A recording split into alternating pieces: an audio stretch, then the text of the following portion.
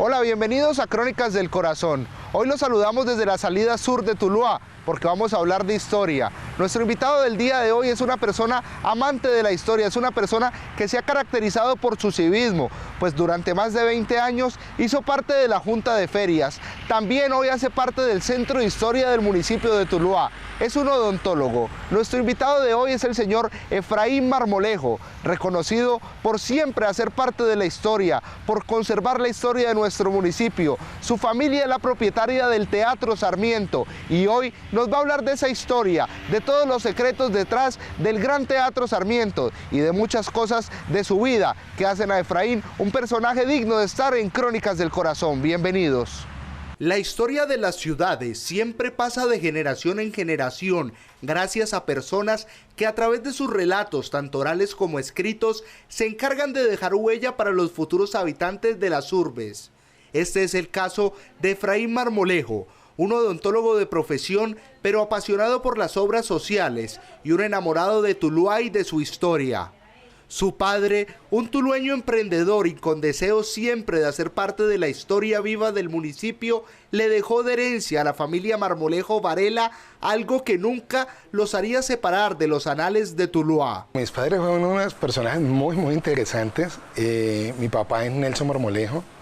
Nelson Marmolejo fue una persona muy cívica aquí en Tuluá. Su sueño fue tener el edificio Sarmiento. Y él empezó, es una historia bien interesante, él empezó de barrendero con el doctor Tomás Uribe. Mi papá sufría de asma, el doctor Tomás Uribe casi que lo adoptó y él se quedó en la farmacia y él fue creciendo, aprendió farmacia y luego cuando fallece el doctor Tomás Uribe, él tiene la farmacia en la esquina del Teatro Sarmiento, que es la recordada farmacia popular. Y su sueño fue tener ese edificio que era de las mujeres herederas de don Jesús Sarmiento. Don Jesús Sarmiento era el empresario más importante que tenía Tuluá. ¿Cómo sería importante que trasladó la galería que estaba junto al río, por donde está el Palacio de Justicia, a donde está la galería ahora? Esos dos edificios se construyeron en la misma época y pues mi papá poco a poco fue adquiriendo con lo que ganó en la farmacia. Él compraba y vendía locales y adquirió su sueño, que fue tener el edificio Sarmiento y el Teatro Sarmiento, sobre todo, que puso a disposición de la ciudad, que esa es una cosa que nosotros heredamos y de las que nos sentimos orgullosos, de que él quiso brindarle a la ciudad un espacio cultural, diera o no diera plata. Y así lo hemos sostenido nosotros a lo largo de muchos años en memoria de Nelson Marmolejo. Su madre, Ligia, fue la primera enfermera con título universitario en el Valle del Cauca. Estos hechos todos parecían confabularse para que el pequeño Efraín creciera en un entorno lleno de cultura e historia. Ligia Varela es un personaje supremamente importante. Imaginen que ella fue de la segunda promoción de enfermeras que tuvo la Universidad Nacional. Era la primera cochada que salía de enfermeras en Colombia. Su profesor fue Jorge Eliezer Gaitán en sociología y lo mejor de los médicos en Bogotá. Y después de cierto tiempo a ella le toca volver a la ciudad natal y junto con el dueño de Río Paila, por iniciativa de mi madre, se funda el hospital de Zarzal y mi abuelo dona ese lote donde mi abuelo Efraín Varela Vaca dona el lote donde se construyó ese hospital. Entonces eso marca el perfil y luego mi mamá vino de enfermera aquí al pabellón antituberculoso y hizo el pabellón pediátrico del pabellón antituberculoso. Entonces eso marca el aspecto social de ellos y además que en la farmacia popular que funcionó en la esquina del Teatro Sarmiento, del edificio Sarmiento, ahí hicieron todo un trabajo social con la gente que más lo necesitaba. Eso definitivamente lo marca uno y marca ese amor por las gentes, por la solidaridad con la gente y por creer e invertir en la ciudad de Tuluá. Recuerda su niñez con cariño en una Tuluá que apenas iniciaba su desarrollo como eje del comercio. Una Tuluá llena de espacios de cultura que desde los primeros años influenciaban al pequeño Efraín. No, los recuerdos son muy particulares. Uno dice que era muy juicioso porque todas las hermanas, todas las amigas de mi hermana, que fue la que me cuidó en los primeros, dicen que era muy inquieta. Yo no recuerdo esa parte. Y en la farmacia los que trabajaban también allá decían que había que estar detrás de Culicagao para ver qué iba a hacer. Pero hay unas cosas interesantes. Fíjense que yo empecé a estudiar en el Colegio Salesiano cuando el Colegio Salesiano era kinder y primero lo manejaban las madres. Había madres en el Colegio Salesiano y yo soy zurdo. Y resulta que las madres empezaron a pegarme en la mano y a decir que yo tenía algo maligno porque era zurdo y a obligarme a hacer derecho. Imagínense mi mamá que llegaba de Bogotá, mi tía Olga y Milena habían estado estudiando de profesoras allá y tenían un conocimiento pues mucho más cercano de lo que era la pedagogía, y que viniera una monja a pegarle al hijo porque era zurdo, inmediatamente me sacaron del Salesiano. Gracias a Dios, porque yo fui a dar a una escuela que quedaba a 2 cuadras de aquí, que era la escuela Doña Susanita Correa.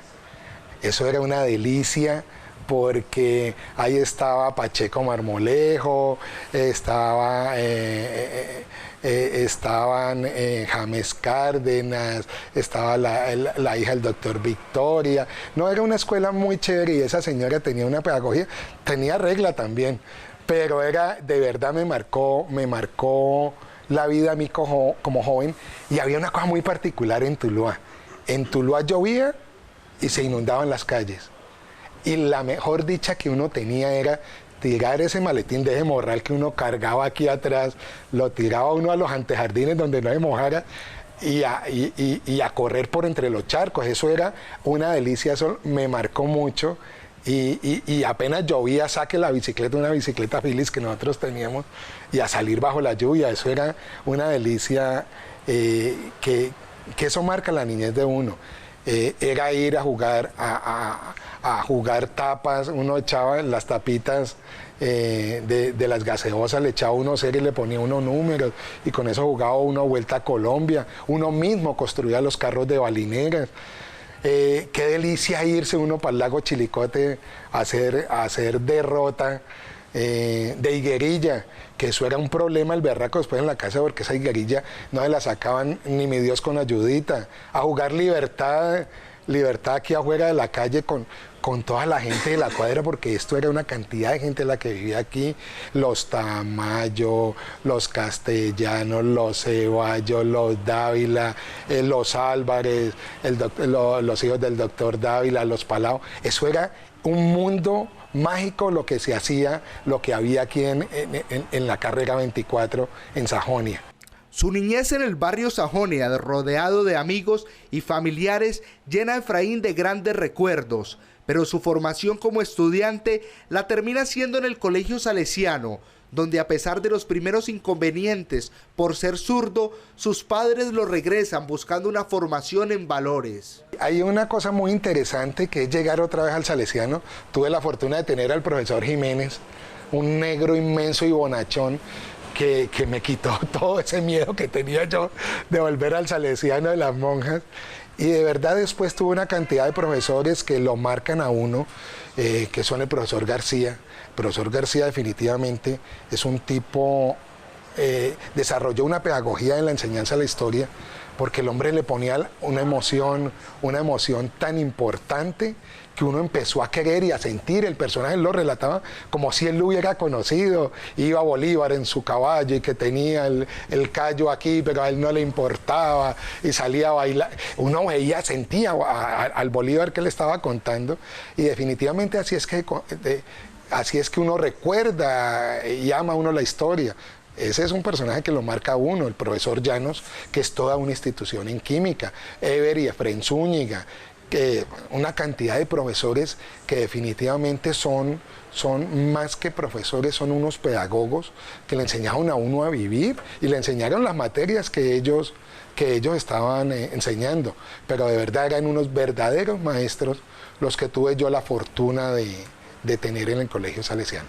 Además también se manejaba la parte social, Y entonces uno iba a los oratorios los domingos, habían actividades sociales, el movimiento juvenil salesiano, toda una carreta chévere social que también lo fue forjando a uno dentro del cuento social que después lo marcaría a uno posteriormente. Efraín, siguiendo el camino de las ciencias de la salud, gracias a su madre y familiares, decide irse a estudiar odontología fuera del país, pero su sueño casi se ve trocado por la culpa de los padres salesianos. Hay otro cuento muy interesante, hombre. A mí me llegaron en quinto o sexto bachillerato el padre Arbeláez y el padre Chandía, y se acercaron un día en el patio del Salesiano y me dicen: Efraín, usted ha demostrado liderazgo, usted puede ser sacerdote. Y yo decía, ay, aquí hay dos profesores que donde yo les diga no pierdo la materia, ¿cierto? Y yo decía, ¿qué hago? Bueno, yo empecé a preguntarles cómo era la carrera de sacerdocio y les dije, bueno, ¿y cómo es? Eso es larguísimo. Ser sacerdote, eso es más largo que la odontología. Hasta que yo dije, bueno, ¿cómo me voy a salir de este atolladero? Y les dije, bueno, padre, a mí me gusta eso. Le dije, pero el pichi pichi. Y me dicen, no, eso no puedo decir. Le dije, bueno, padre, entonces no hablemos más del asunto. Nunca más me volvieron a llamar, salí bien librado de eso. Mi hermano, Luis Jaime Marmolejo, él estudió odontología en Guayaquil.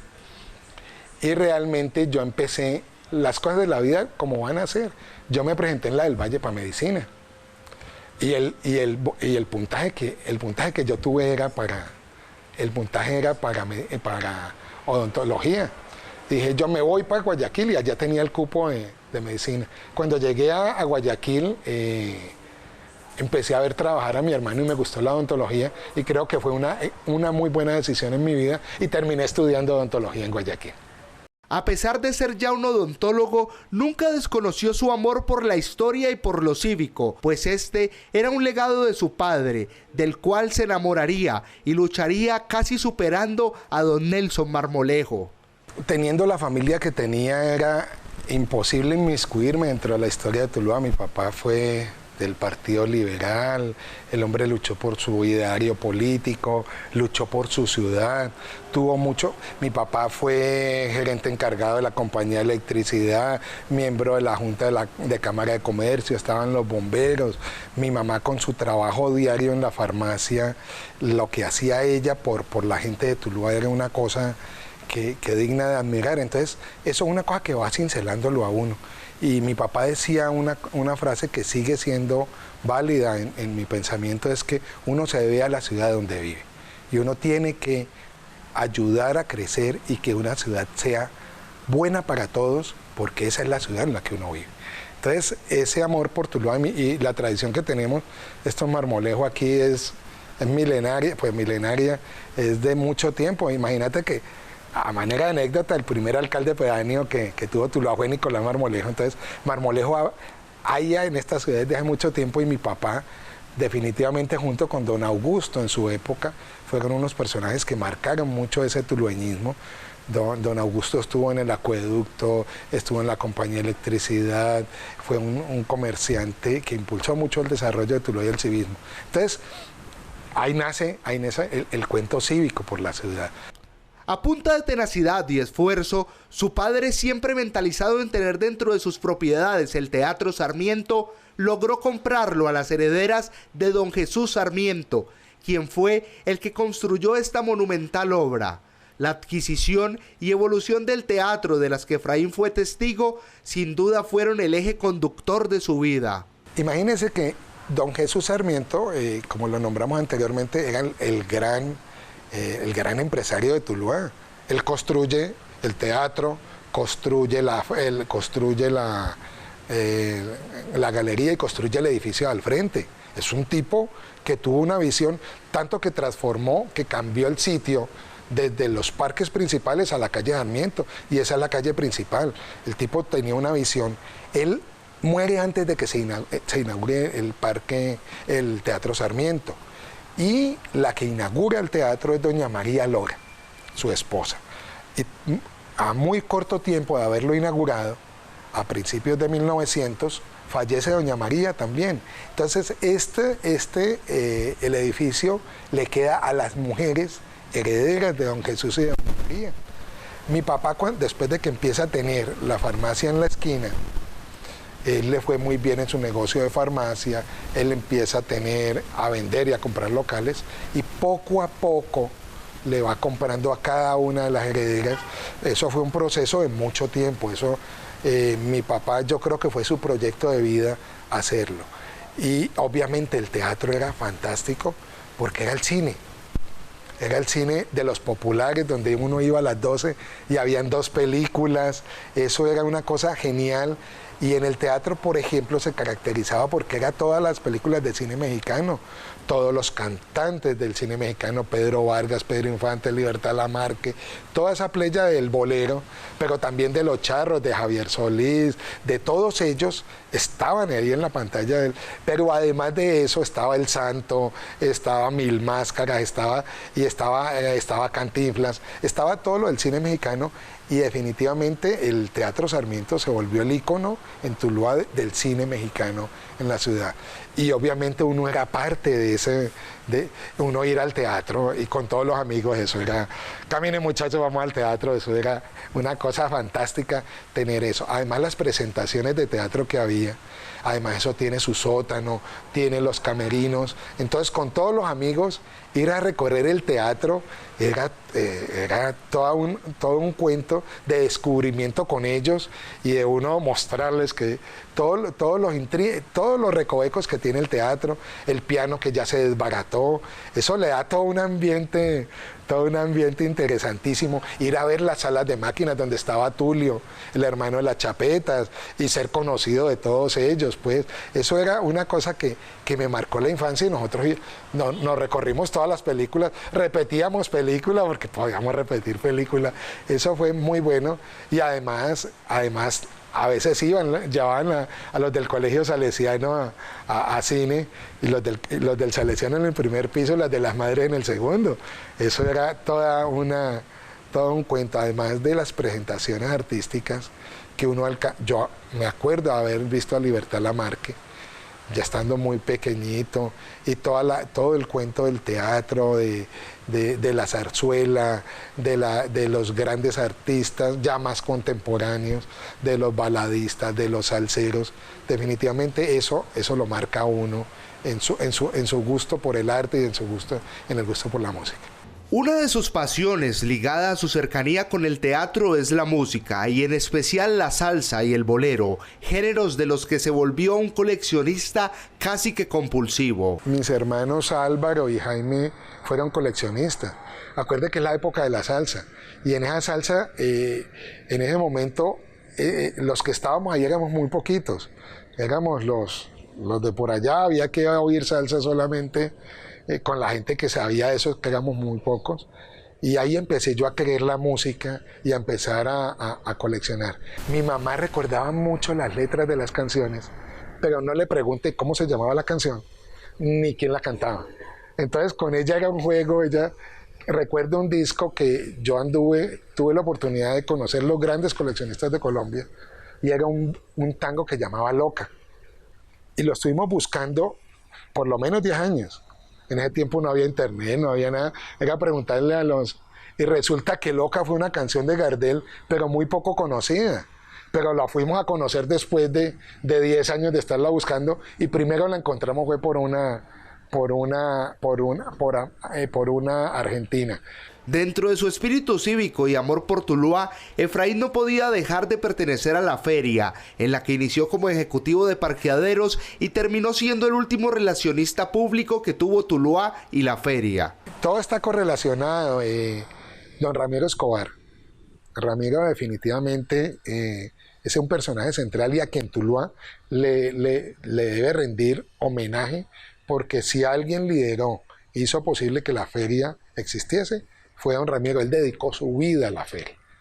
Ramiro Escobar, nosotros a partir de Rotaract empezamos a desarrollar unos procesos cívicos muy importantes, y él tomó una decisión muy importante. A la feria hay que meterle gente joven, porque nosotros en algún momento vamos a salir de aquí. Ahí entramos una cantidad de personas Y yo me acuerdo que a mí me tocó, en esa primera feria, me tocó parqueadero. Y me tocó con Quique Álvarez. En esa época parqueadero, eso fue muy interesante. Después manejé alojamiento. Hay una anécdota muy interesante porque resulta que llegó en un momento dado, nos enteramos de que iban a venir unos caballistas de la ciudad de Medellín y ya Tuluá estaba copado. ¿Y dónde los metemos? Entonces le dije yo, que camine, vamos. Estaban, ¿cómo era ese cuento de viejo? Que estaban inaugurando Caricias. Eso lo inauguraron en una feria. Entonces yo me fui para Caricias y dije, alquíleme Caricias. Me dijeron, no, yo lo estamos inaugurando y cómo nos vamos a dañar el negocio. La oferta de usted alquilarlos todo era muy interesante, pero no llegamos a feliz término. Claro que nos hicieron una propuesta interesante. Si ustedes llegan de primero, es gratis. No, estábamos trabajando en la vega y no llegamos. Entonces, ahí hubo mucho tiempo, claro, era la época en que el único hotel que había era el Juan María, realmente el único hotel y la capacidad hotelera era muy reducida.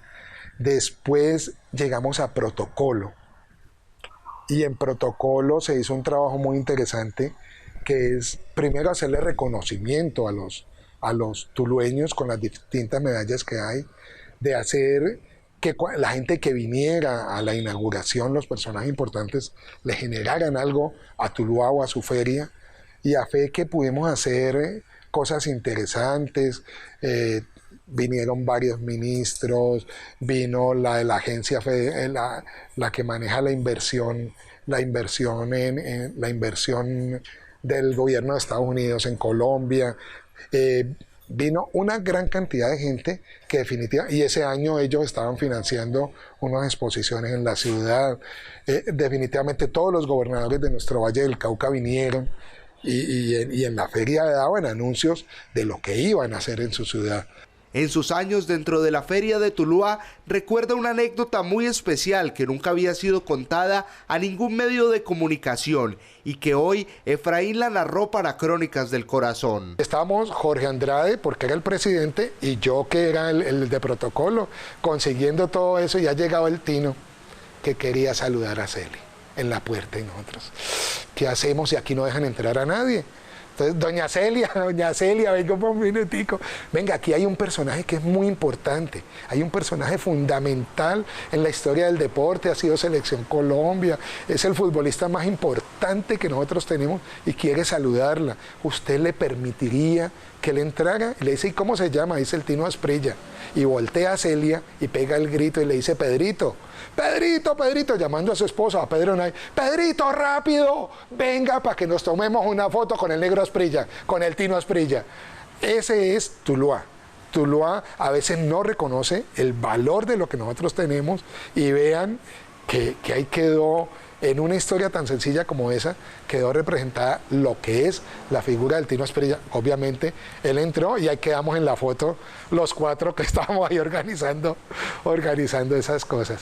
Su pasión por la historia lo hizo unirse al Centro de Historia del municipio de Tuluá, todo con el objetivo de recolectar todos los documentos que permitan reconstruir los orígenes de Tuluá y sus moradores. Dentro del Centro de Historia, que llevo ya casi 4 o 5 años trabajando con ellos, y para ellos un reconocimiento muy grande, pues a Aura Flores de Grajales, a Armando Rusi, a Hugo Bolívar, a Jaime Arenas, a Yolanda Quintero, a todos ellos que han hecho un trabajo muy interesante, y hemos empezado a trabajar cosas que hay un libro que es fundamental que se llama Tuluá, Historia y Geografía, de Guillermo E. Martínez y Joaquín Paredes.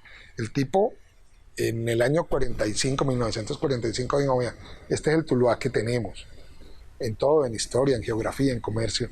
Y nosotros empezamos, y es el libro de referencia de todos los que estamos trabajando historia de Tuluá. Pero hemos empezado a ir a las fuentes. Hemos ido a Popayán, hemos estado en el Archivo de Cali, hemos estado en el Archivo Nacional, en la Biblioteca Nacional. Hemos empezado a recuperar una gran cantidad de información, y lo que nos damos cuenta es que la historia de Tuluá está por construirse, porque hay unos elementos que definitivamente son fundamentales en la historia de Tuluá, del Valle del Cauca y de Colombia. Hombre, cosas tan fundamentales como esta. Cuando se crea el departamento del Valle del Cauca, un año después se crea la Asamblea Departamental, y el primer presidente que tuvo la Asamblea Departamental fue el dueño de esta casa, Sajonia, que fue don Federico Alejandro Uribe Uribe.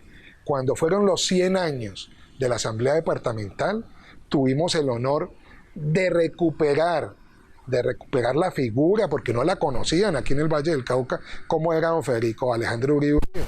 Venía de Antioquia y fue rector de la Universidad de Antioquia. Hasta allá fuimos y conseguimos ese óleo, y ese óleo es el que está en este momento en la Asamblea Departamental. Hoy, Efraín es un rotario reconocido en el mundo y ocupa el puesto más importante dentro de la región 4281, que abarca más de media Colombia, de la que Efraín Marmolejo es el gobernador rotario. Los rotarios dividen, por ejemplo, en Colombia están divididos en 2 distritos.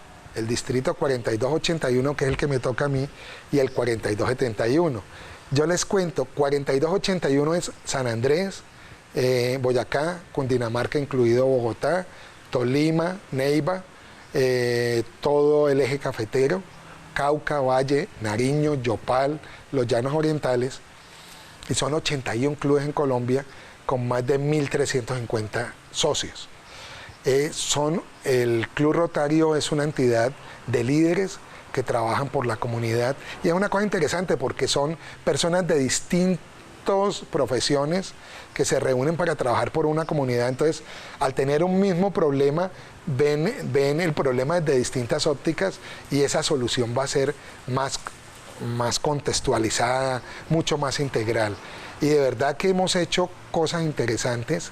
Y yo fui presidente del club, tuve cargos distritales, y en algún momento mi club me postuló para ser gobernador.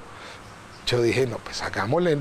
No era como lo que uno dijera, yo quiero ser gobernador. No, realmente se dio esa oportunidad, hombre, y el rotarismo del 4281 creyó en mi propuesta, y fui gobernador. Voy a ser gobernador desde el 2017-2018.